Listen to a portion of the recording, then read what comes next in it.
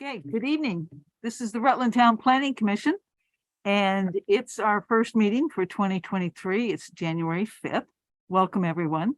And let's start with the Pledge of Allegiance, if we will.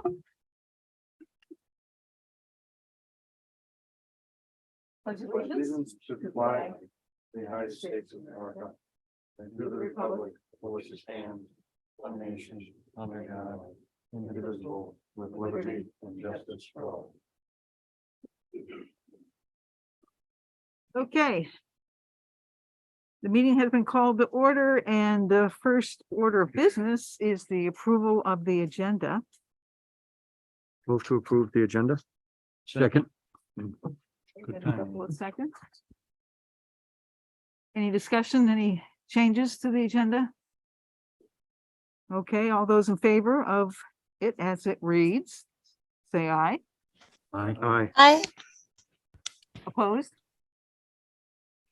Okay, we don't have any public. We do have someone in the audience tonight, but that is for our first item under new business, the subdivision.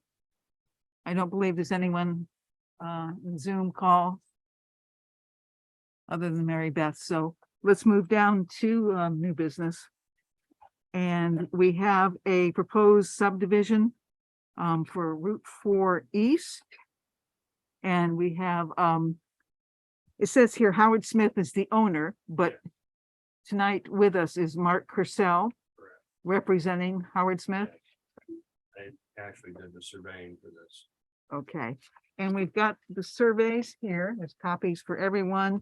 We've got the permit forms. I pass these out. Sure.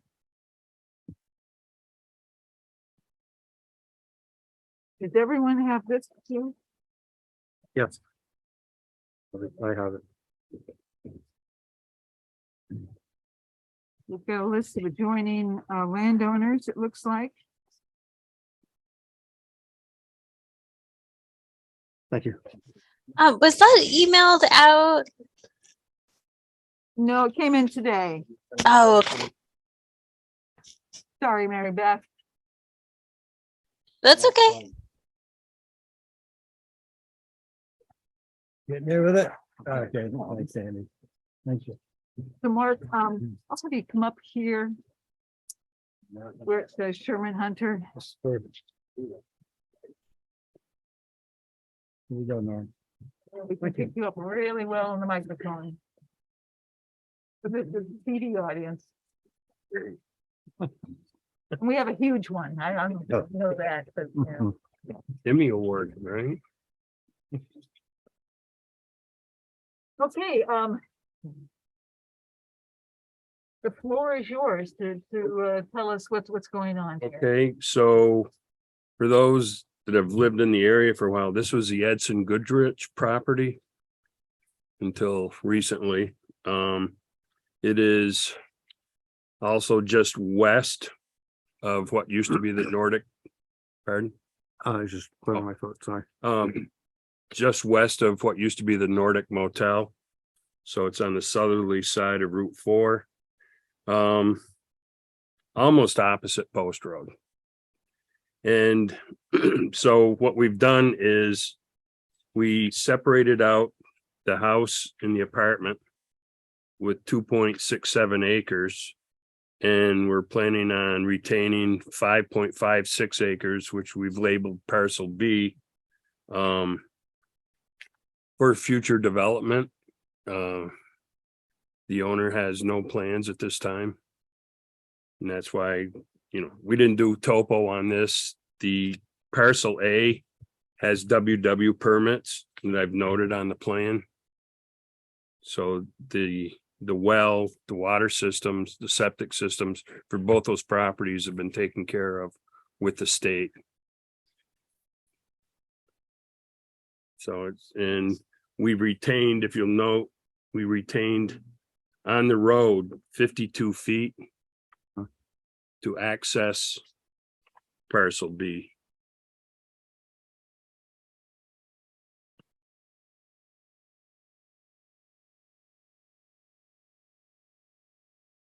Will anything be done with the structures that are part of the subdivision there in parcel A? No, They'll stay the same. they have a tentative buyer and he's just gonna renovate. But there's no talk about expansions or anything like that. And that would come under the purview of the state if they changed anything, if they add bedrooms, anything of that nature, they'd have to go before the state. So they're leaving it just the way it is.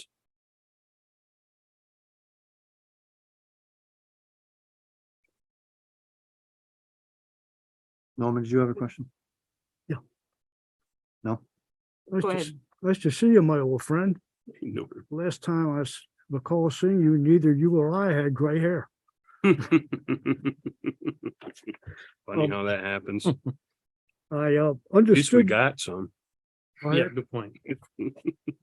I understood you to say that you left the sewer and water to both properties as they are.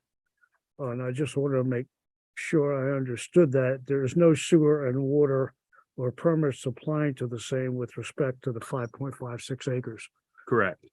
So what you meant is that on parcel A, there's no changes, in parcel B, there's no changes. No, Okay, thank you.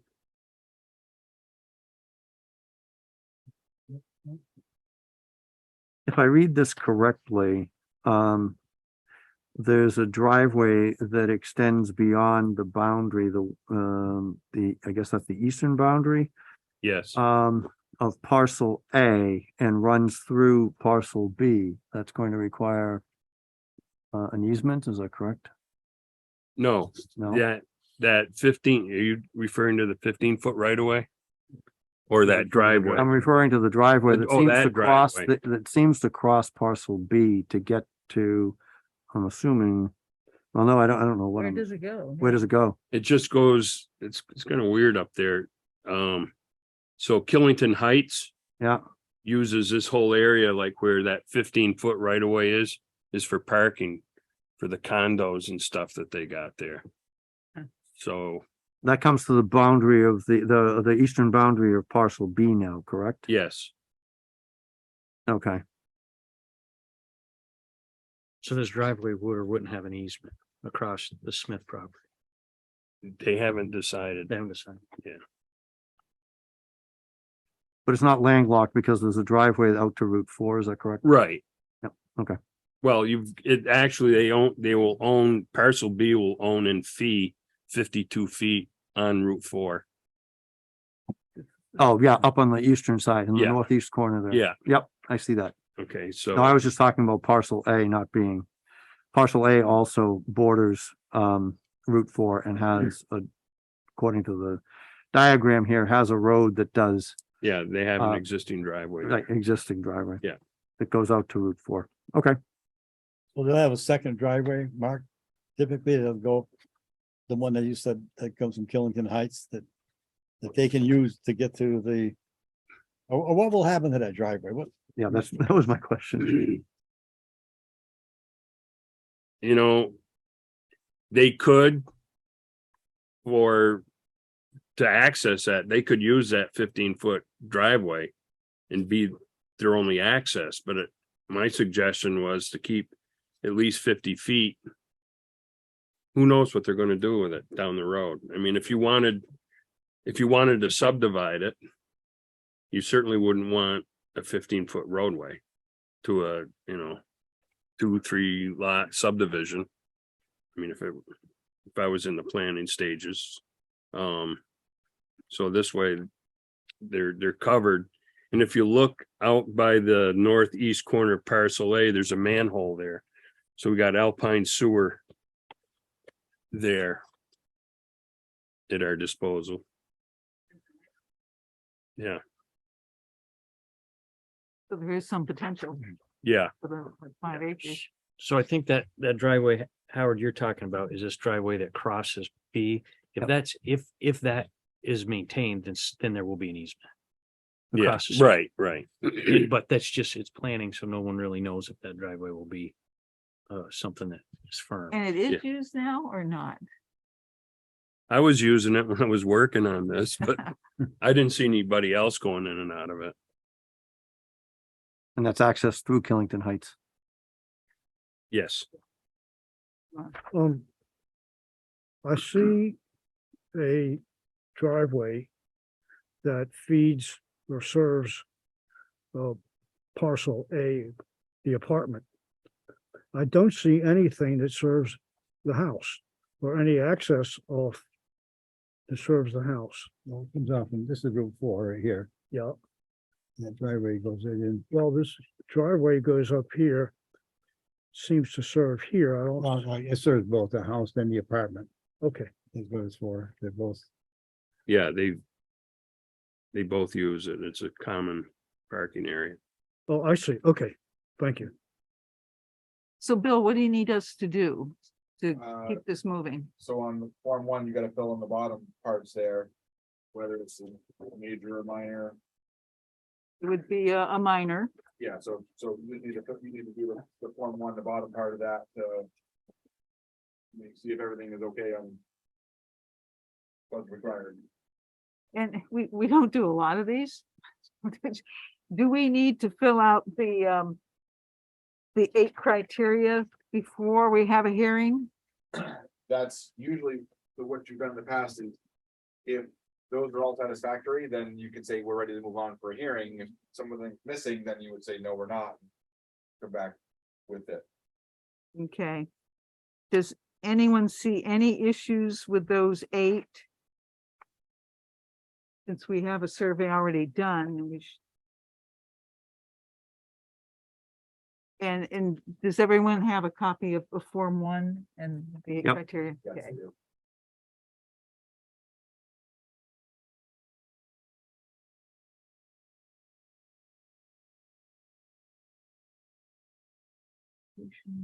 Are the utility easements marked on here? Utilities and utilities. Yeah, it's number 6, Barbara.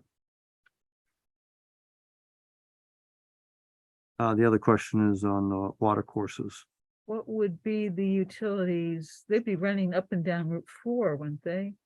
I've got the power lines shown, the power poles going up Route 4, and there's also a power line that goes down along the property line on the east line. And by Killington Heights, okay, I see those now. Those are the little circles with a slash in the middle. Crosshatching it, Yep, yeah. okay. I was. And you pointed out the culvert, or not the culvert, the manhole in the northeast corner. So are we satisfactory with all of these? Are there any water courses No, around the company? no, this parcel B actually is a pretty flat, but nice piece of property. So parcel A is under contract and the owner is keeping parcel B. Yes, Okay, just to keep this moving along, so we've got the 8 criteria. Is there anything in there? 1, 2, 3, 4, 5, 6, 7, 8. I've asked my questions, Barbara. I have no other questions, and I'm satisfied that it meets our criteria. Howard, Are there any wet areas? no, No, Waivers will be if when just Form 1, aren't we, Barbara? Or is something else we're supposed to be looking at? we waive something with the trees and all of that stuff is. yeah, we're. I think it looks good. I'm gonna put it's satisfactory for all of those on Form 1. Yep. And we don't meet, we meet every 3 weeks Mhm. now. So the next meeting would be the 26th of January. Is that convenient for? somebody will show. Okay. So the hearing date will be 1/26. 2023. Do we have any additional requirements?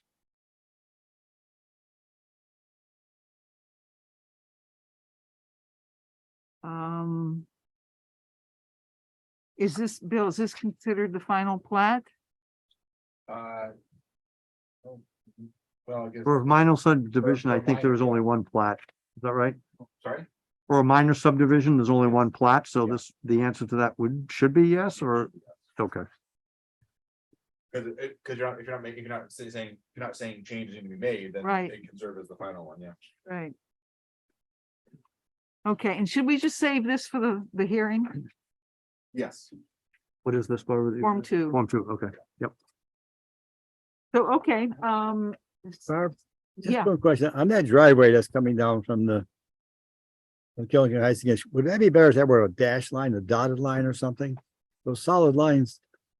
Yeah, if you, It looks like it's something that may go away, from what you're saying. yeah, I don't know. you think it's I worth, mean, we can, I wouldn't redo the whole map for that. That's what you gotta do, but no. Because that represents what is currently in place, correct?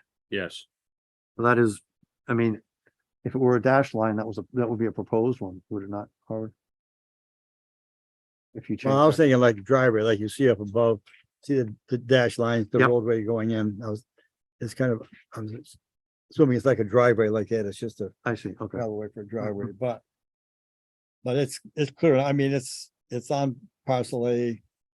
It's not a problem. I just was caught my eye, but. Howard, do you want something just done for the Mylar?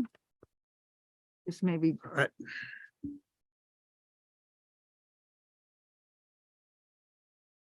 Well, the solid lines just kind of puzzle me just a little bit because I can change it. That's not a big deal. maybe if they're dotted lines, if they're Okay. dash lines, I think it might.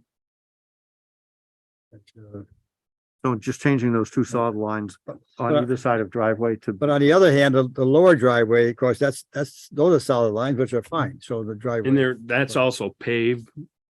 So Okay. that driveway's paved, so that's why it got in there as a solid line. Okay, so sure. the driveway that goes east out of property A is paved, No, the the one that goes north. No, off the of- the one that goes north out to Route 4. Out to Route That's 4, all paved, but the other one is not. correct? So are you saying, Howard, that can be represented differently? Well, my first thought was a dotted line, but I'm not sure it's necessary. I don't think it means anything at this point. It- Okay. It doesn't. I can certainly make it happen. That's not a big deal.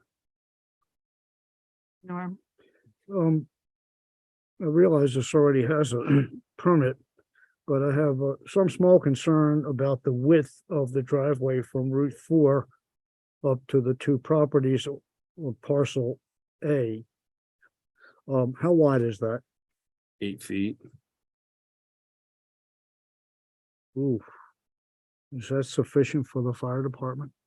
it should be, I mean, It's a normal it's a pretty driveway. wide width. driveway. That house has been there for 50, 60 years with the same driveway. I can't imagine asking them to change it. Well, I just remember a situation a couple years ago where I'd never paid much attention to that, and all of a sudden it made considerable sense to me. Actually, for the previous owner, I did some work there with Green Mountain Power, changing their power poles around.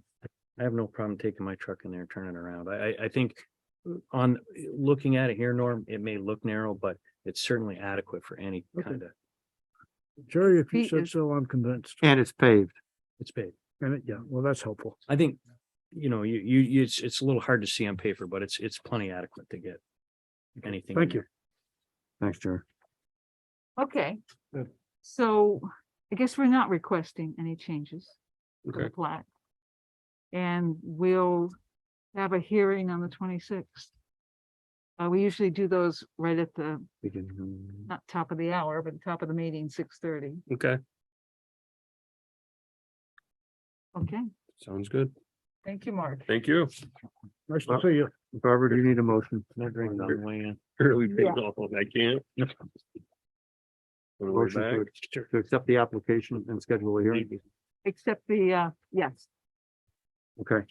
I will make a motion to accept the application Thank you very much. Take care. of Howard Smith, of the South Howard Smith subdivision on Route 4 East, and to warn a hearing for January 26th. There a second. I'll second it. Okay, Howard, So, any discussion? Mary Beth, you okay? Yeah, Okay, all those in favor? Aye. aye, Opposed? I, Unanimous? We can go back in one, like, wanna go back? Good. Okay, next on the agenda. Barbara, I've got two. Okay. All right. Oh, three, I guess, if Norman's is coming. Nobody wants any souvenirs? We can use them next time. Yeah. Okay, the next thing on the agenda, this is pretty much, I would think this would just be a discussion item tonight. Bill was, he went to VLCT about the existing streets and sidewalk ordinance, because there are a number of references in the subdivision ordinance that we're redoing. Yep. So Bill, you just wanted, So as kind of a test case, I asked VLCT to review our street and sidewalk ordinance to get the timeline and the cost, and the response I got was not what I was expecting. They said basically in regard, so I gave you all a copy of the email just so you guys sit their thoughts about it, but essentially they're telling us to just throw the thing out. What? We want, keep one section of our street sidewalk ordinance about 911 addressing, get rid of the rest of it. Basically make them policies and not ordinances. because of state statute. Because the state, right, the state statute has the 911 addressing, but basically the rest of it, just make it a policy, like, okay, so. The short, one of the short answers was they charge $100 an hour to review ordinances. So if they're gonna go through our subdivision ordinance, it's gonna be at $100 an hour. And there is no limit, time frame, schedule, it's first in, first out, and as long as it takes. So. If we want to have them do the subdivision ordinance, that's what it would be. As far as the streets and sidewalk ordinance, that makes it a little more complicated. We can retain the ordinance, but they have declined to review it for legality. We could ask our town attorney to do it and see if he would be willing to do it for us, or we could take the approach and change it. However, that obviously has a rather substantial impact on the subdivision ordinance work that we're doing right now, because there are several significant references Right. to that document. Is there a way to kind of MacGyver it so that the existing ordinance can, or what we come up with in the future for street naming and numbering is still referenced in what is going on with the subdivision ordinances? Or So we could. So what I would, as I'm trying to think about this. So I think the correct long-term solution, by the way it sounds, would be to repeal the street and sidewalk ordinance as it is, create a 911 addressing ordinance, take that into effect, and then create a street and sidewalk policy for the town of Rutland. To then incorporate the topics that we've removed from the ordinance.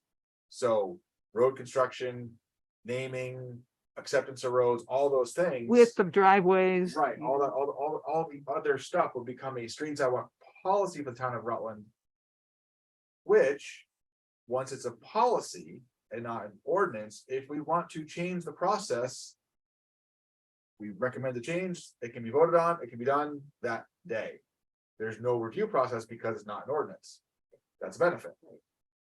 So, Bill, can I ask a question or interrupt? What are the criteria by which Vermont League of Cities and Towns is determining whether something can be whether something needs to be a policy, excuse me, whether something needs to be an ordinance or whether it can be a policy? It's how statute is written. State statute. It's what state statute allows. I mean, it specifies this, and this Yes. is an ordinance, can be covered by an ordinance. And then anything else would be a town policy. Right, which seems to make sense. So currently, there is no state requirement or there is no state expectation that streets and sidewalks be covered as an ordinance. There's no statutory requirement, nor there's no Authorization right, or there's no authority. statutory authority that says we can. to create do that. Yep, got It it. doesn't say we can't, but Thank it you. seems like we're better off. That seems to be the better approach to take. Is it more complicated now and time consuming? Absolutely. But in the long run, it would probably serve us better to fix it all. Yeah, So is that within our purview? Is that a select board thing? So the select board is an ordinance is, informationally aware of, just anecdotally aware of this going on. I was hoping for a highway committee meeting, but we haven't been able to get one together lately, so I can kind of get into this with them, but Norm, I see you, but an ordinance is the subdivisions is Right, the is select our board's purview. purview, yeah. absolutely. Whereas a policy would be select board, correct? Well, But both of them would be. both of them would be, but I think if we were gonna make this kind of change, that could be something the select board could say, Barbara, can you have your group work on this? I think that we could. I think that would be something we can Sure. dissect it, break it down and say, here's our recommendations and bring it back to them. And I think that would probably be the way to go. The only reason I asked the question is because ordinances are within our purview. But policies technically, generally speaking, are not, correct? So we would need authorization from the board, select board, to actually work on a policy that is not normally within our purview. Right. Okay, I just wanted to, Just Yeah. the blessing to do the work. Yeah, we Correct. would do that anyway. Norm, Yes. you've been waiting quite a while. Yeah, thank you. I have some concerns. And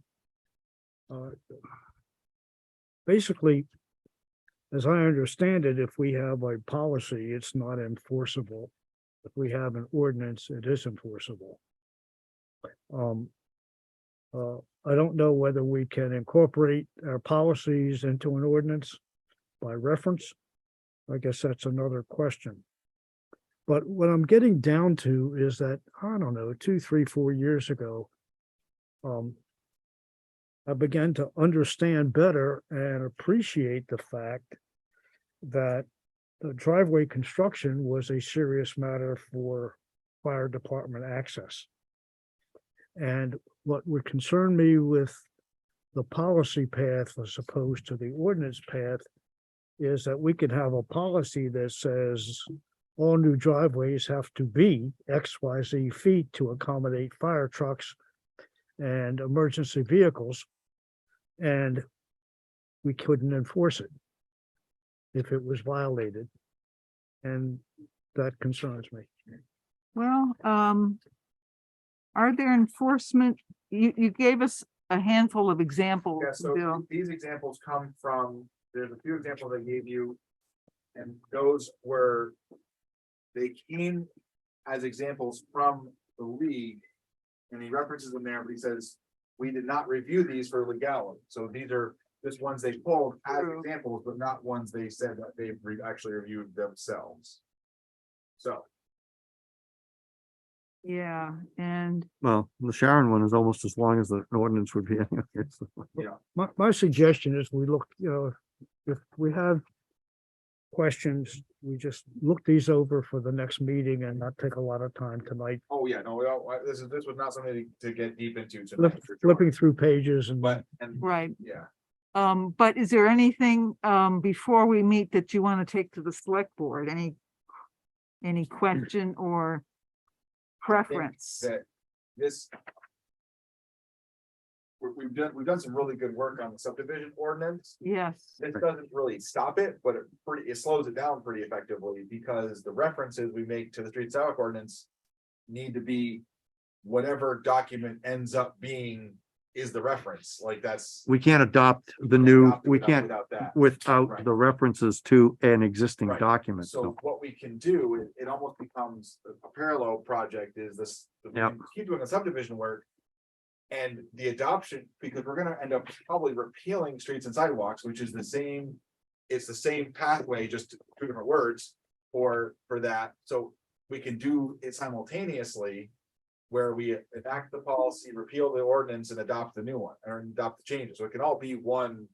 Big right, right. thing Right. for me to shuffle, but Yeah, I am a little concerned about opening a can of worms that maybe some of our other ordinances are really policies. But Well- let's hope that doesn't happen. but I don't think the subdivision one reference, I don't think we have references to other. only True. stormwater, which is an ordinance because that came down Yeah, from the state. So that's okay. True, but if we start setting the precedent, like, oh, we have to split this up into an ordinance and a policy. I'm wondering if we do want to ask the select board, there must have been some reason to enact all of these ordinances that we have in the town, including the driveway one.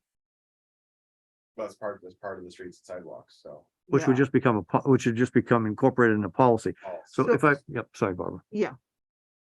So between now and our meeting in 3 weeks, we can review this stuff, but do you want me to go to the select board and ask them why it was set up this way? So we have a little more background. Norm, Well, I think if you have the time and check the ordinances and the dates of adoption, I don't think the current select board is going to be able to answer that because some of those things, I'm sure, go back years and years and years. So they'll not know why they may not know why they adopted it or not adopted it, but if you want to ask, it can't hurt. yeah, My understanding is they adopted ordinances because they didn't want to adopt have a zoning. But that's just speculation. right, it was kind of a step Hmm. in between, it was a step between a policy and zoning. Mhm. Kind of it. Dana, That's why we continue to do it. I think it would be a good idea to get some direction from the select board, but being proactive and thinking about what questions the select board might want to have for us. I'm wondering, Bill, if we could pull out of the subdivision ordinance, any reference to current ordinances such as streets and sidewalks, just whatever they are. And ask the Vermont League of Cities and Towns if any of those other ordinances that we reference should not be ordinances, but policies. Because when we go to the select board, if we authorize Barbara to go to the select board and ask the question, it would be meaningful for her to be able to say, we are currently working on with the Vermont League of Cities and Towns on any other references in our subdivision ordinance that may not be ordinances, but be policies, and then we will update them about that. I'm just trying to anticipate that whatever their answer is to us in terms of that work, that they would want to make one sweeping authorization for us to continue there's the work like 20 ordinances, aren't there, something like that? Quite a few, yeah. that are referenced in the subdivision. No, just in total. 83. Yeah, that's all I'm asking is at this point in time, I'm trying to limit the scope of our work to what's in front of us and where we are with respect to the subdivision ordinance. And get authorization from the select board, for the select board to know that we're working on identifying any other ordinances that are referenced in there. To find out from Vermont League of Cities and Towns whether they should be policies or not. So that when we can then continue our work and move from, if Barbara goes to them and asks for authorization on streets and sidewalks, that any other ones that Vermont League of Cities and Towns would identify for us, we will bring back to them for the similar authorization. Right. Yeah, I mean, it seems to make sense that like, we've discussed the league's recommendation and, that the groups wanted to take it on and would you like us to do that? And they'd be like, yeah. Now, in terms of what I'm gonna be, between now and the next meeting, I have a very full schedule. So I'm probably not gonna get too much into that in the next 3 weeks. I just really won't. So because of meetings, I have town report next week, like that's all I'm doing.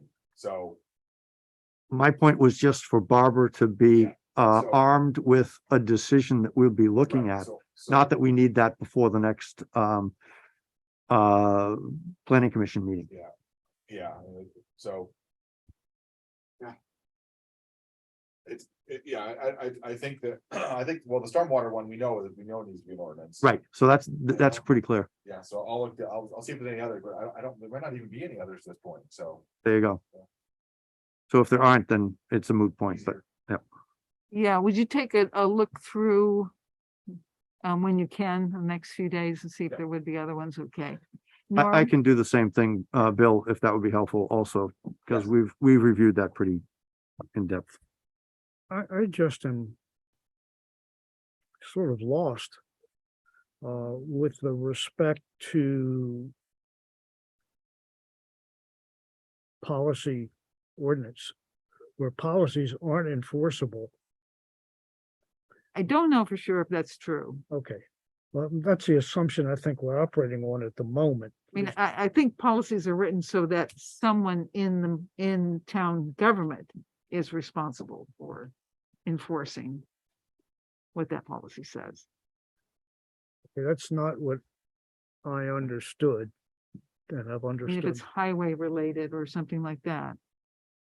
Well, it's not what you understood where. Well, I mean, I understand an ordinance to be enforceable. It's adopted by the town, it's legislation, it provides for enforcement, usually in its terms, like we've done with various violations that we've done here. A policy is an expression of desire, but not necessarily enforceable. And so maybe we have to find that out before we get lost. Is the policy enforceable? Because if a number of these ordinances that we have are deemed policies or made policies by our action and they're not enforceable, I think the select board needs to know that, and we need to know which path we're following. And I don't think we need to take up any more time about it. I think the first step is to find which of our ordinances contain provisions that are not appropriate within an ordinance because they're policy. Well, we are, I think we want to start with the subdivision ordinance and whatever is in its orbit. Right. And that's it, Right. not go with all, Right. not look at all 20 No. ordinances That would right be my now. preference. Okay, Yeah, and then I guess we'll learn the answers to the other question.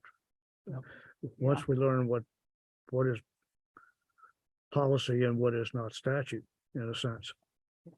Statute meaning local statute, not state statute. Bill, I didn't take a close look at these examples from other towns. But in the ones that are policies, do they list enforcement actions? Sharon does not. I just looked through that one for that thing. I was thinking when you guys were talking about that, I'm like, I wonder if Sharon says anything about enforcement. There wasn't anything that I saw quickly. If I may make one comment that may be helpful, may not be, so I will just make the comment and then you can close the debate if you like. Within the realm of school boards, which are also quasi-governmental agencies, their purview, their legislative purview is policy. So by analogy, it would be the same as for a select board, and there can be provisions for the enforcement of those policies if that is needed. And then there's also a recourse for redress and so on and so forth. So I think it's just the jurisdiction that is different, but I don't have enough experience, honestly, Barbara. So I asked the question earlier of the difference between an ordinance and a policy. But policies are legislative actions for school boards. So I would assume that policies are legislative actions for select boards, but I don't know enough about that to be. 2 ordinances, street sidewalks, stormwater. That's it. So the answer is we don't have any others, and that's the only one that we need authorization for. So thanks. Bill, would you have, Excuse me. Excuse me. Pardon me. would you have time, okay, we've got that covered. Would you have time to ask VLCT for a definitions of ordinances versus policies? Well, we'll see. I have hard deadlines for next week, so Yeah, that's, there's not, I can't do anything else till that's done, like I just. okay, I can do it. Makes me, those deadlines make me very nervous, so do I have your report, by the way? Okay, I'll do it. I'll get back in touch with Garrett. Yeah, just, I gotta get this report done because I have 6 days to get this room filled and cleared, so that's challenge. Do I have a report, by the way? No, Oh, I just saw the deadline today on my calendar. I was like, oh my God. you have 4.5 hours to get it. Oh my gosh. Tomorrow will be great. So do you want to make a motion or just by consensus, we'll get definitions and then ask the select board, tell them what we found out. I'll be happy to make 2 motions, just for Okay, the record. So the first motion is that I would make a motion to authorize the chair to work with the administrative assistant to get clarification from the Vermont League of Cities and Towns on the definitions of policies and ordinances. is there a second? Second. Howard, okay, thanks. Okay. Do you want to make a double motion? Can I do that? Yeah, why not? Okay, the second motion that I would like to make, that's on authorization, right? For you to talk to the select board, correct? Okay, just so I know what my motion's going to be. I'd also like to make a motion that we authorize the chair to approach the select board and ask for permission to work on the street and sidewalk policy and to provide background as to why we are changing the street and sidewalk ordinance to a policy. And for her to be able to provide that background and then ask for authorization for us to work on it, to incorporate into our subdivision ordinance. Well put. Thanks. Don't ask me to repeat that, though. It was stream of consciousness. Is there a second I'll second. for the second motion? Thanks, Sharon. Second to second. Discussion, Norm? No, I want to speak against it. Okay, Well, okay, this It is. doesn't have a second.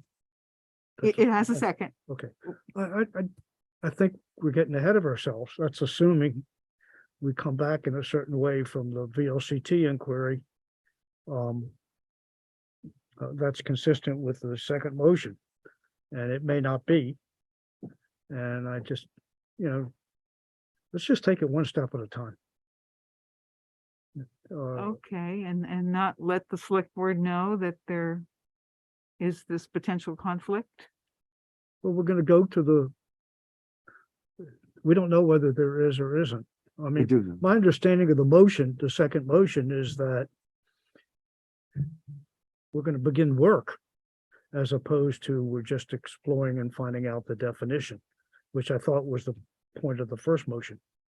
I thought I True. was seconding a motion that was, I thought the second one was to simply have you do further inquiry. Once Yep. we did the first one. with, What's the with person the, for- select board to let them. I didn't look at it as there was any work being done.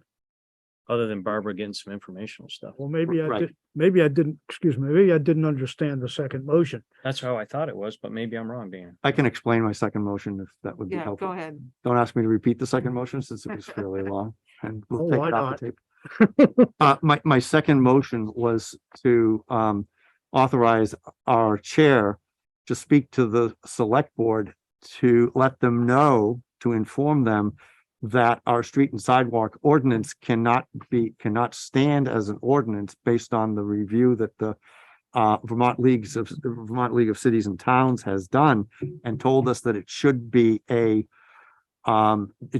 policy.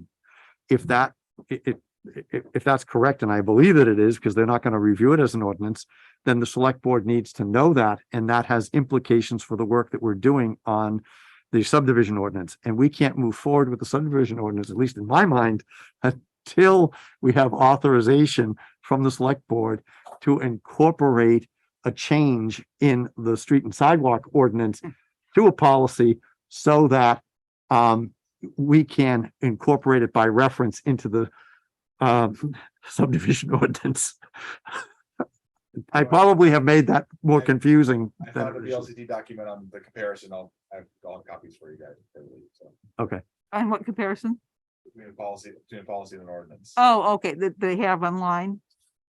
Okay, okay, so I'm gonna withdraw my initial motion about having Bill find out the definition, he'd already, yeah. because he already had that information. So I'd like to withdraw that. Howard, you think, you agree? So he's withdrawing the second. So there's only one Only motion, one motion, which is, yeah. which is to inform the select board of the perspective of the legal perspective of the Vermont League of Cities and Towns, and to authorize us to do whatever is necessary to change the streets and sidewalks ordinance to a street and sidewalk policy, which then the select board would have to review and approve. A fact-finding mission. A fact-finding mission. But that way we can continue our work on the subdivision ordinance and not have it remain in hiatus as a result of the legal feedback that we received from Vermont Leagues of Cities and Towns. Okay. Thank you. You're welcome, I think. Could you repeat that? No. Oh, no, I'll get a dose you with my water bottle. Any other discussion? All those in favor of the very concise motion that Dana has expressed twice, Authorizing the chair to talk to the select board about the, please say aye. Aye. Opposed? Okay. Mary unanimous. Beth, you out there? Yeah, is it I? Okay. Okay, that's unanimous. Okay. So we'll be revisiting that one. So that leads us into anything that has been done in the last few weeks with the subdivision ordinance. I know, Dana, you've been busy with the rules of procedure. Yeah, and so I can do a real quick overview. I know that we had several people present at the last subcommittee meeting Mhm. on the subdivision ordinance. So put me on a timer. I'll try to do this in 180 seconds. On You got it. December 19th, a group of us, Barbara, myself, Jerry, Norman, and Andy, I believe, if I've got everybody correctly, named, were present to have a discussion on several sections of the subdivision ordinance. And we reviewed the language, thank you, Mary Beth, that Mary Beth gave us with respect to Act 250 to be incorporated under 4.01 planning standards. All necessary state of Vermont permits shall be obtained prior to receiving final town subdivision approval. And please visit the state of Vermont's permit navigator site. And she gives the reference to enter information about your property and discover which permits are needed, which state permits are needed. So thank you, Mary Beth, for that. We reviewed that. The subcommittee thought that that was, actually quite good. Actually, Howard, were you at that meeting too? Not the first one, the second one. The I was at the 19th? Second one. Yeah. Yeah, Okay, yeah, sorry, I yeah. forgot, I left you off my list of people present. Anyway, we also reviewed any lingering questions that we had about sections 4.01 through 4.08. And wanted to thank Bill for all of the legwork that he did on those areas. And then we reviewed the remaining standards in section 4.0, including stormwater drainage, recreational areas, schools, and site preservation and improvements. We have still a few within that section to review on the 23rd. January 23rd, I'll get to that in just a second. Management organizations and the addendum. And we agreed that we would warn a meeting for January 23rd because we have a meeting at the incubator, I think, on this coming Monday at 4. That was another alternative date. So our next meeting would be at 3:30 on January 23rd. And I think, Bill, you and I have talked about it, but maybe we haven't. I can't remember. Okay, we haven't. All right, thanks. So it's only in my mind that I've talked about it. Do we have a conflict on that day? January 23rd, Pre-town meeting. meeting. we won't be here. We're gonna be leaving to go to the school. I mean, you could be here, fine. But I'm gonna be, this pre-town meeting, so What time's that start? 6. Oh. But I'm gonna be getting all, I'm gonna be, Yeah. I won't be available for the meeting that day. You won't be available for me. Right. You can certainly, you're free to use the room, we won't be using the room that day, so. And we don't have a whole lot left to go over, so. And that was basically a summary of what we covered. We had some substantive conversation about some of those remaining paragraphs and subsections. And I think it's reasonable to expect that in an hour or just maybe a little bit more than that, we should be able to finish going over the subdivision ordinance. So that would And- start at 3, 3:30. I think that's what we've 3:30. started them at 3:30. 3:30, and would it be a Zoom meeting? We can do either Zoom or presence here. If you can just get it, can you get that set up for me? I can close it out afterwards, but And you have time to warn this? For the 23rd? Yeah, Oh, yeah, okay. 48 hours. all I need. You're just scaring me with your It's- schedule. Yeah, I got a busy month. Okay. Pretty much wrapped up, Dana? that's it. I tried to do Okay. it in 180 seconds. I'm not sure I made it, but Just, yeah, pretty much. good. So, okay. The 23rd, the next committee meeting there. Let's move down to rules of procedure. And that you do have some things for us Yes. to Uh, consider tonight, and maybe adopt.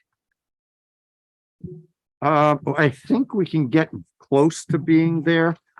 I have a couple of thoughts. This may take a few minutes, but I did want to say a few things about the latest draft and version. And first of all, I want to start by thanking everybody that's helped contribute to the rules of procedures, because I think everybody has had a hand in it. And particular shout out to both Barbara and Mary Ashcroft, who over the last week have dedicated significant amount of time to clarifying certain aspects and helping me at least wrap my mind around some of the provisions that we've been talking about. So it's provided great clarity for me. The one thing that I do want to say that I have not done, and Barbara, you gave me this task when we met last week, was to review the shalls and the wills. Mhm. I haven't had a chance to really do that, and I know that some of the language has changed. And I wanted to make sure that we had the right language before we do the final Okay. edits on Okay. shalls and wills, but I mean, that's somewhat insignificant. The other thing that I wanted to say is that I think I put this in my email last night, but it was getting late and I was getting a little foggy. But Mary made a good suggestion that on the, with respect to, the organizational part, and it was under paragraph 1 under organization, the body shall annually elect a chair and vice chair. We went around and around and we said that we were going to do that at the first of the year, our first meeting in January. Mary reminded me that the organizational meeting of the select board happens in March. And reappointments happen later after the select board has reconvened and reorganized itself annually Reappointments to this to group. this group. Yeah. And so she said that that would be the right timing for us to really review these procedures as we reorganize ourselves. So I thought that that made some sense. The only thing that means is that, well, it means two things. One, that we wouldn't need to adopt this right away, right now, unless we're ready to do that. And it would also allow us a little bit more time if people wanted to pass it by legal review, which I know is something that has come up. Norman mentioned it, Barbara, I think you mentioned it, and Mary Ashcroft also said that there's money that if we wanted to have our rules to be reviewed, if we still had any lingering questions, that would give us time to have that done properly. And then that would be an annual event that we would review these after our reorganizational meeting in March, for what that's worth. So that's just some of the backdrop. Anyway, so In that one, do we want to get any more specific than annually? she said no. That's why I put it back. She said that was a little bit of a deviation from the model policy from the Vermont League of Cities and Towns, and she's correct. I went back and checked that. So I don't have a preference one way or the other. She made a good argument that seemed to be logical in my mind, and that that would be something that we would just put on our docket of tasks to do. Bill, does that sound reasonable in your mind? I know that you were on it with us in October because we had adopted it in October. Yep. But from your perspective administratively, the timing of that really doesn't matter, does it? So I would just then put it on the docket for, late March meeting, or maybe even an April meeting, if that's what we were going to do moving forward. But she thought that it was better to leave it a general, so that you're not tied to violating your own procedures if you don't do it. So anyway, that's why I put it back into gray. So that's, if you're looking at your rules of procedure that you either printed or Bill gave you, that is paragraph 1. And I will beg Bill's indulgence for the really screwed up numbering that I have. Mary was telling me that paragraph 3 should follow paragraph 0.5 because the two of them dealt with a similar topic. And I said, sure, I'd be happy to include that there. Bill was going to renumber things anyway, so. Okay. And the other thing that I want to say is Norman sent out a list of his notes, comments this afternoon or this morning, whenever it was. And he and I spoke and I think resolved all of those topics. Is that correct, Norman? Does that make sense? to So you? that nothing needs to change from what you are working from. There were a couple of things I had omitted a word when I was taking out all of the highlighting. I inadvertently deleted a word which I put back in, and I can reference that for the group. So at that point, that's the background information. And if you'd like, I can go point by point, and we can decide whether it's set and ready to go. What I did was in yellow highlight, I put the initials of the folks that were consulting on some of these with me, and I put my name if it was my initiative. So the one thing that I would say is that on 0.5, Mary Ashcroft, I omitted her accidentally, but she was also had input into 0.5 for the wording. So first one, Mary's suggestion that we add as appointed by the select board. Since we don't make up our own, committee. That seemed like a reasonable addition. Any thoughts, comments, or questions about, organization, paragraph 0? As appointed by select board? No? Anybody else? All right, I'm gonna check that off then, and that's all set and ready to go. In paragraph 0.5, there were a couple of edits, grammatical error edits or typos as a result of changes. So to constitute a quorum, members present. Those were just a shift in the wording. I think Barbara and I had discussed that, if I'm remembering correctly, and I made note of that. So that's all that is. It didn't change the substance of that line. The last line under 0.5, something that Barbara and I discussed, and then Mary said that this was something that that we should include. If we're going to be saying that a majority of commissioners present at a meeting at which a quorum is present shall be the act of the commission, which we had talked about last time. She suggested that unless it was otherwise required by state statute or identified in our rules of procedure, that will allow there not to be a conflict with another paragraph. I think it's paragraph 5 down below, where we wanted to change the wording to a majority of the members constituting a full planning commission membership. So that would be 7. So that there are times when we really would need to have 4 affirmative votes, if not for statutory provisions, for political reasons, that we don't want to give the impression that less than a majority of our membership is acting on policy decisions. And I can explain that a little bit later. But anyway, that's what that line is designed to help address. In paragraph 3, Mary had suggested that paragraph 3 be moved up because it talks about a quorum being present and how the membership is constituted and when we use alternates. So I moved that up, and then Barbara and I talked about just striking the first line of that because it's redundant with the previous paragraph. Does that make sense to you, Barbara? Is that your recollection? Okay. Questions, comments, or observations regarding those 2 paragraphs? They're gonna be combined together when you say you're gonna move it up.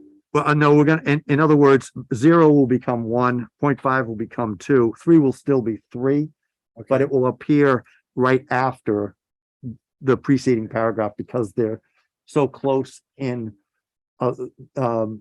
their intent and what they're talking about. So they won't be combined. They'll be separate paragraphs, but they will just follow each other as opposed to being separated by other intervening paragraphs. You're welcome. And then we'll number after that 4, 5, 6, etc. Other questions or comments on paragraph 0.5 or paragraph 3? Nope, I think you can proceed. That sounds good. Okay. Super. I already explained annually. That was a Mary suggestion, so I put that back in paragraph 1. I think we're good on that unless you tell me otherwise. Norman pointed out that I shouldn't capitalize statute, so I will correct the I will correct the capital S in 2 places on statutes. Paragraph 0.5 and paragraph 2. My apologies. And proceedings by applying these rules. Oh, that was also a Mary Ashcroft suggestion that in paragraph 2, we add by applying these rules and state statutes and making determinations about all questions of order or procedure. Of the 1, 2, 3, 4, the 1, 2, 4 are what we have in the rules of procedure right now, and then you moved up these other ones. I moved up 3 ahead of, 1, 2, those 1, 2, 4, and 5 will just be renumbered. Yeah. I think, Bill, you're good with that. And number. I think it makes sense that they're little less important than Yeah. the ones you have at the top now. I wasn't looking at it from that perspective, but thank you. So then, there was no change on paragraph 4. I don't think anybody made any suggestions on paragraph 4, so that's still okay. And then paragraph 5, once again, I have to give a lot of credit to both Mary and Barbara for helping me come up with, or prompting me to come up with language that might help us here. So that new language in gray, beginning with the third line, majority. A motion will pass only if it receives the votes of a majority of the total membership of the body, 4 out of 7 for matters of public policy, such as subdivision permits. Mary made the suggestion that we are sometimes acting on policy and sometimes we're just acting administratively to get business done. And something that is an administrative business does not require the same level of what's the word? Participation or requirements as some of the statutory work that we do. Same level of formality. Same level of formality. Thanks. So majority, and this is one of the things that Barbara had talked about several times, but so that we weren't coming into conflict with some of the things that are just administrative matters that we can do without that level of majority. It was important to keep that in here. For the approval of minutes, this is also a Mary Ashcroft suggestion because I talked to her about those as well. For approval of minutes, a simple majority of the members present at the previous meeting voting in the affirmative will constitute formal action for the adoption of approved minutes. And she made the note there, which I had already researched anyway, but she said the approval of minutes is just for ensuring accuracy and it's not a matter of public policy. And it's not statutory. Our statutory provision says that we have to post our draft minutes within 5 days. That's a requirement. So Bill has the obligation of getting those posted. But for us to just read them, approve them in terms of saying that, yes, this is exactly what happened, or this is an accurate representation of what has happened, should only require a majority of the people present to be able to do that. Now, Mary did say that the select board, sometimes if they have only 3 people present at a select board meeting, and at the following meeting, they only have 2 out of the 3, they wait and table the minutes. They do that a lot. Huh? They do that a lot. But Yeah, you're saying that they're still using the simple majority rule there. simple majority. Right. Right. And so that's what I'm suggesting here is that a simple majority. So the time when Jerry wasn't here and because I'll talk about this in conjunction with the next paragraph, which is abstentions, which Barbara also charged me with the task of trying to craft. Because when people abstain because they weren't present to be able to say that was what we talked about, they have read it. And if it sounds reasonable, they could vote in the affirmative, but you can't tell somebody that they have to vote. So you allow them to abstain, but it doesn't affect the simple majority at the meeting. And so we could move minutes along a little bit more efficiently. So anyway, we'll come back to that. I'll ask if you have any questions. When we look at 5A, which will be renumbered, some of them. For voting purposes, abstention shall be defined as declining to vote for or against the proposal or motion. Abstention should be used judiciously and particularly in the case of conflict of interest with commissioners recusing themselves from participation. That's already stated someplace. I think that's in our ethics statement. But I reviewed this also with Mary. From participating in any discussion in which a conflict of interest is identified, real or perceived. We can talk about that. Abstentions will not affect the result of a vote. So in other words, it's not a vote against, it's not a vote for. It's just something that is noted so that people can express their lack of either participation or awareness of the topic. Notwithstanding the use of abstentions in the cases of public policy, 4 affirmative votes shall still be necessary to constitute an official act of the body. So, in other words, if there are people who abstain from an act, say that we only have 5 people and we have a hearing. I'm not saying that this has ever happened or would happen, but if we have 5 people present at a hearing, and as we did tonight, I made a motion, it was unanimous, it all passed. But if somebody doesn't have enough of a background and they say, I'm going to abstain, and if 2 people abstain and we only have 3 votes in the affirmative, that would not be an act of our body. We would need a 4th person to not abstain. So maybe that would be additional discussion, and then the person who had abstained could vote, but we have to have affirmative action in order to be able to pass matters of policy. Once again, that was Mary's perspective, having done this for many years, and she feels that that's the way the select board operates with respect to those matters as a legislative body, and would recommend that we would do that to make sure that we would avoid any political fallout for somebody saying you're making decisions with less than a majority of the membership voting positively. And I think that makes sense. Mhm. It might take some practice as we go through meetings to figure out, is that a policy, a public policy? Or is Or it just? just administrative? Right. So Well, one of the we'll examples, get is used to it. already in here. I think it's number 3. We don't have any questions on this, but under agendas, number 3, I'll just read this very quickly. It's paragraph 3 under agendas D. All business shall be conducted in the same order as it appears on the noticed agenda, except that any additions or deletions from the noticed agenda may be made as the first act of business at the meeting. No additions or deletions from the agenda shall be, and this is where Norman told me that I missed the word, and I included that in my next version, but the word that was missing is considered. Thanks.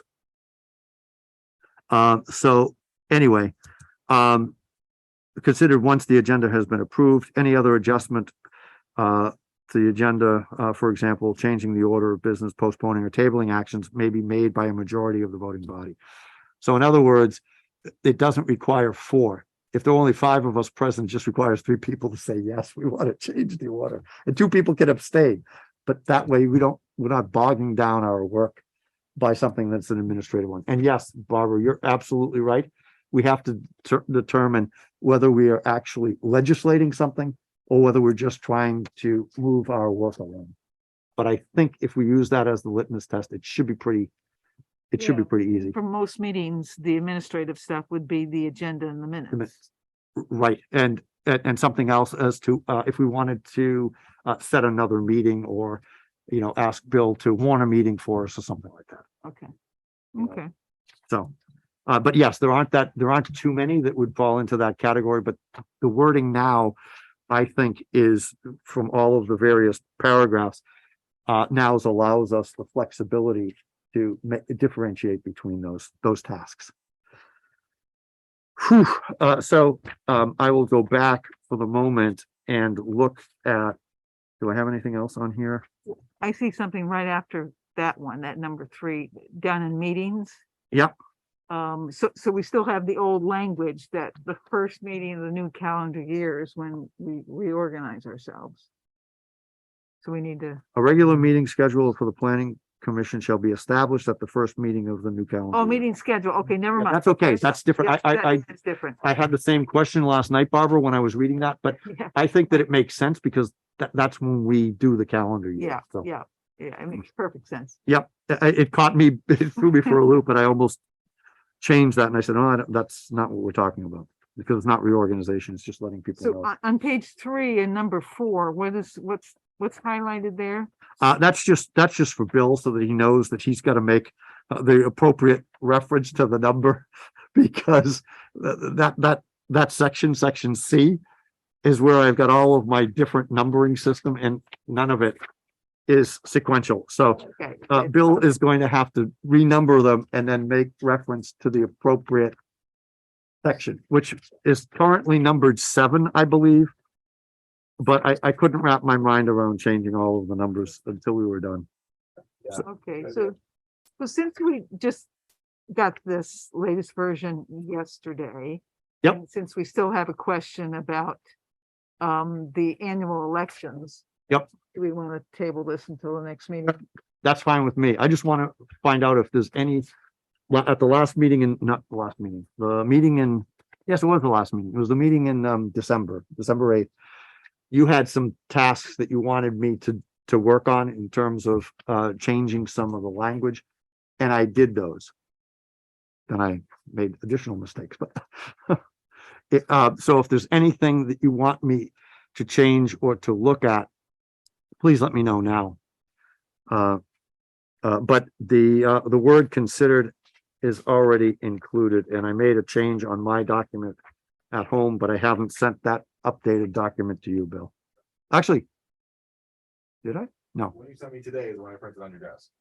that's the one. Yeah, I've made some corrections to that since, based on Norman's feedback.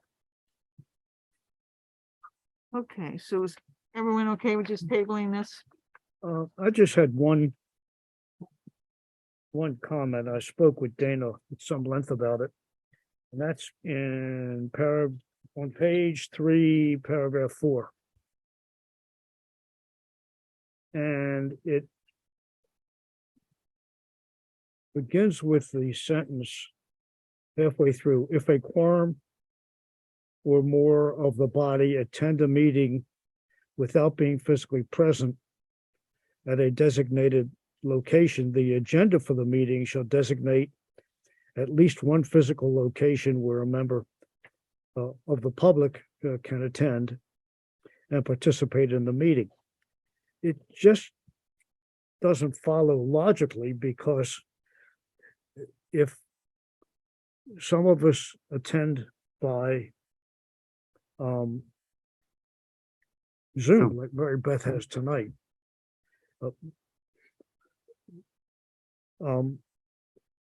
this calls for in a sense, for the agenda to identify that when it's already past the time when the agenda is out.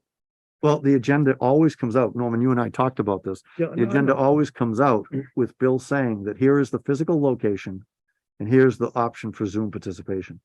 And you know, it's just assumed that all of our meetings are going to be hybrid. They're going to be both. So we have to. Just so it's on, no, I'm not arguing with Dana. I just want to make sure that it's clear that this is what we're doing. And we're satisfied this by the agenda always. And I thought I told you I was going to speak to it if I Yeah, didn't. that's fine. Sorry. Well, because it seems to me it's awkwardly worded, but if we're meeting it and we're giving that information on a consistent basis, I'm comfortable. That language, that paragraph is either verbatim or very close to the open meeting law on the Secretary of State website. Right. So that is the language that they're using for open meeting law. So you have to have physical location. That's how they worded it. Right. And it's always been a physical location prior to COVID. COVID just made it a little more expansive and made it a little more accessible. And they just asked the people continue with that. And so I think that what we're doing is basically complying with that. And I mean, we could probably omit it completely, but I think this is one of those questions of transparency, and you want to just say that there will be a physical location if you want to come to a meeting. Even though everybody might be on the screen, you can sit here and access. It's already, Norm, it's already baked into the agendas. It's on every agenda. It's just, it just logically doesn't make sense, but practically what we're doing cures that. And I just Yeah. wanted that discussion out. It meets the law, and the law the open meeting law changed during the pandemic. You know, it allowed just Zoom meetings, just remote meetings. And then when people started meeting together, it put in these restrictions that you'd have to let people know that, or you have to have someone at a physical location. And that's how it stands since then, since 2021 or something. After the emergency Vermont meeting law. Yeah. And even previous to that, I remember with school boards over when I was in Woodstock, we would have people participate. And if it was a significant number, you just had to let people know that you could still come to the central office or the library at the high school and attend the meeting in person. Because other people were participating virtually. At that point in time, there was no provision for virtual participation for the public. It was only for board members, but anyway. But thanks, Norman. Thank you. Yeah, so I think we'll just bring this up again, 3 weeks. Okay, so as far as you can tell right now, there's nothing else that you want me to change in terms of the versions. So that what I will give to Bill are the corrections that I've already worked out with Norman since he gave me the feedback. And do the shall and. Yeah, we'll do a may review of that. Run Yep. through. Yep. And some of the things, Mary actually made a couple of suggestions. Yeah. Oh, up in organization, I kind of glossed over this because it's so small. The planning commission, originally the word was shall be composed. Mary said it just is composed because that's the way the select board does it. So there was no need to have a shall directive in there. It is just a statement of fact coming from the select board. So, yes, I will do that, probably help get Norman's help about whether we're doing shalls or wills or Okay. present tenses. But, Yeah, so, yeah, thank Pretty- you for your work. you're Laura, welcome. Thank you for your work. And Mary Ashcraft, wherever you are, thank you for all the time you put in on this. Okay, so we'll just bring it up at the next meeting. Or Let's adopt it next time.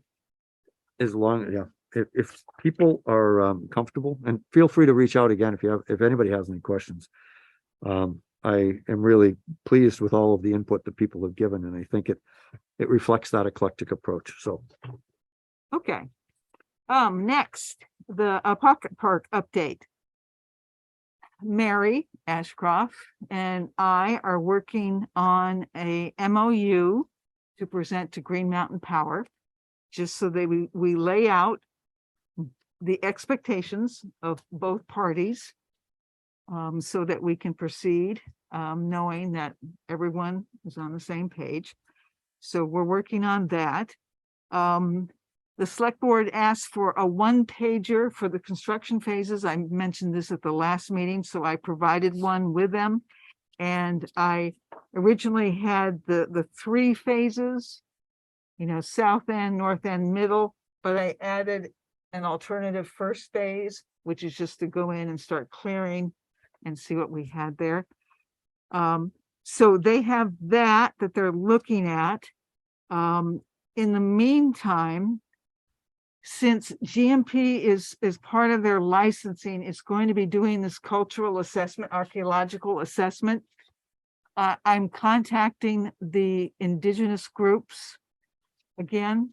I haven't gotten hold of the Abenaki yet, but I did have a meeting with the Stockbridge Munsee people, and they are the Mohicans, more or less.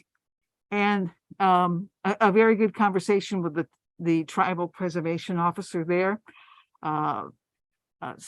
He had some great insights in how that area was probably used, and he thinks there's probably a high potential that resources were left behind, because because of the water there and the fishing, and they might even have used it year-round. His group has also offered to assist in compiling Native history and to work on any educational components if there are cultural resources found. On the request side, they would like the Pocket Park accessible to visiting delegations of tribal officials and elders.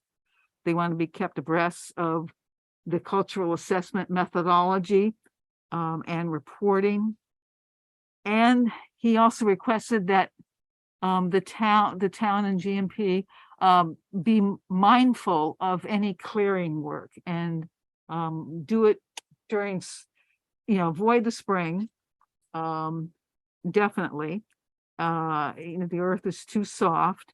The clearing could be good and bad. It could expose resources, but it could also destroy resources. And so he wanted to have some say in that. And he also had some suggestions about stumping. What does Trying to that remember, mean, Bob? was that? What does that mean? Oh, if trees are taken down and the stumps are removed. Oh, okay. The tree, pulling something out of the ground can affect, Disturb cultural resources or cultural Yeah. artifacts. yeah. He also showed me a spear point that's called the Otter Creek Spear Point. They found it in Massachusetts, but it was first found, somewhere along the Otter Creek. That's why it was named that way. It was gorgeous, and it was this big. It was like 5 inches long and in perfect shape. So things like that, are very rare to find. But there might be other things there. That, could be linked to indigenous, or, there was an awful lot of settlement there, by Europeans too. Yeah. And, right up until, probably through some of the marble company days. So, needless to say, one of the things in the MOU was to really kind of get GMP to commit to this cultural assessment survey that they're doing. And I think I mentioned it's probably going to be part of their license application. So that's why they volunteered to do it. And so we may want to wait until that's done before we do any construction work there.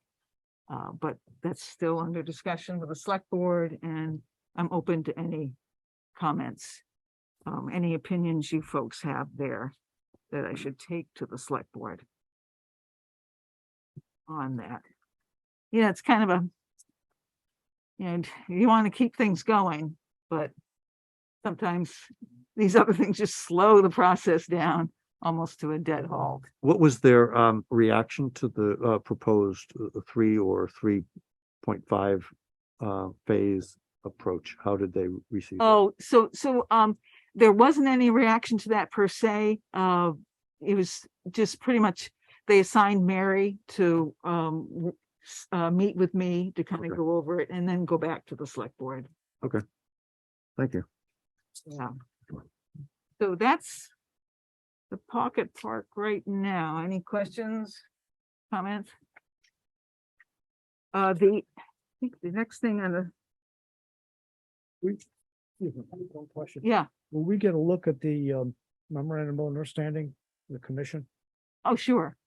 Yeah. Before the select board finalizes it, is that your request?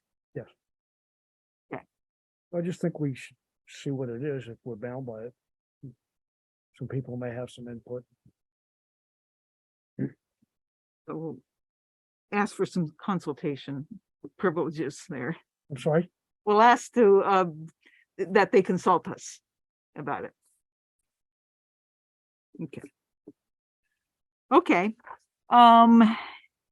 Announcements, news, we've got the tour of the hub on a Monday, starting at 4. You bring anyone along that you'd like to. There's plenty of room there, and we'll have some good tour guides. And, it'll be interesting and just eye-popping, I guarantee.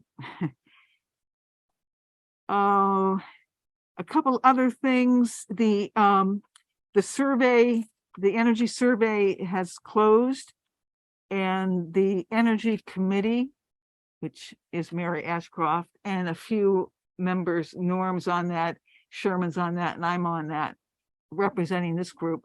We'll meet to go over the survey and look at the results, and then make some recommendations. There is, I don't know if I mentioned this last time, but there is a significant new state program that's energy related that is for municipal buildings only. And it's to improve their weatherization and to, cut back in their energy use, whether that means putting in heat pumps or solar panels or whatever. It's a multi-year program. It's a $45 million program. It will start with an inventory of municipal buildings, and I'll work with Bill on that, which I think you already have a list, but we have a form to fill out for each building, so you're halfway there. And it will, and then towns can ask to be part of energy assessments, which are not full audits. They're more like walkthroughs, but that's a precursor to applying for some of the money for actual projects and construction. And it's statewide. It'll be competitive. And there are some towns that are on a list of paying more of individuals' incomes for energy than other towns. They will get priority. Rutland Town falls kind of in the middle of that, so it's not the best case, but we're still in the running. So that's the Municipal Energy Resilience Program, or Act 172. We'll be hearing more about that. And I had a question about, I was wondering if we are double booked for January 23rd. I have a note for a stormwater ordinance meeting to start. Yeah. All I have is subdivision regs. Okay, so I'll go do a deeper dive in my notes, and I'm not even sure what we were going to do with the stormwater ordinance, other than, Well, included in the subdivision regulations. weren't you going to have, we were going to have that fellow from A&R? Yeah, And that's not it though, right? Because that was that was incorporating the new guidance from the state. but it's not even a night we meet, Oh, so. so I don't know. Because it's the 26th. But yeah, that was another thing that occurred to me. Maybe, yeah, I'll double check with him on what dates we had already talked about. Yeah, I But can't it wouldn't remember be that date, so I don't know where I got that one. Okay. We'll just move on. Any other announcements or news? Mary Beth, anything? No, nothing recreation really going on to report. Okay. That time of year. Yep. Oh, that's good. Okay, anything else? Let's go to the minutes of December 8th. Move to approve the minutes from December 8th. Second. Okay, Thanks, Amy.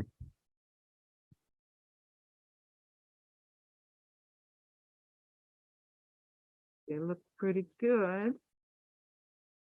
Any discussion? Couple little nits, if I may. Couple corrections. You're on. Okay.